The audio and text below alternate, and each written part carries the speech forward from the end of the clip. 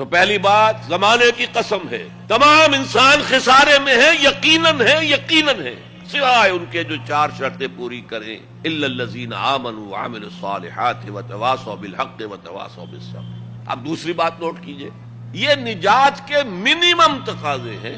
اگرچہ میں یہاں نجات کا لفظ استعمال کر رہا ہوں، اول وہلے میں نجات پا جانا، قیامت کے دن ہی ہمارا اللہ تعالیٰ جو ہے ہمیں حکم دے دے جاؤ داخل ہو جاؤ جنت میں، ادخلوها خالدین۔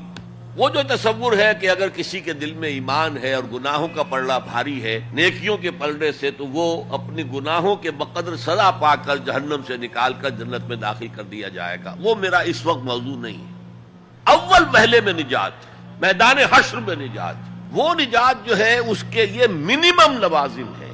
کیوں؟ اگر کہا جاتا یقیناً ان لوگوں کے مراتب بہت عمدہ ہیں، بہت اونچے ہیں، بہت اعلیٰ ہیں، عرفہ ہے، جو یہ چار شرطیں پوری کرے،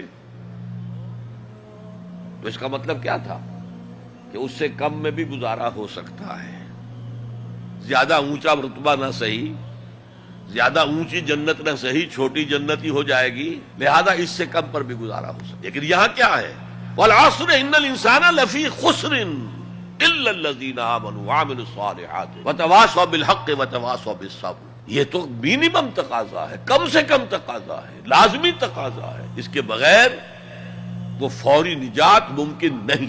اب تیسری چیز، اور یہ ہمارے تصورات کی بڑی نفی کر دینے والی شے ہے، یہ چاروں شرطیں لازم ہیں۔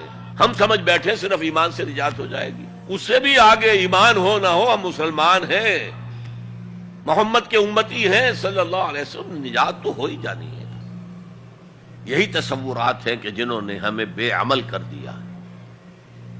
جب بغیر کسی سعی کے، بغیر کسی محنت کے، بغیر کسی بھاگ دوڑ کے، بغیر کسی قربانی کے نجات حاصل ہو جائے، تو کس کا دماغ خراب ہوا ہے کہ وہ محنتیں کرے، مشقتیں کرے، قربانیاں دے، اپنا خون دے، اپنا مال دے۔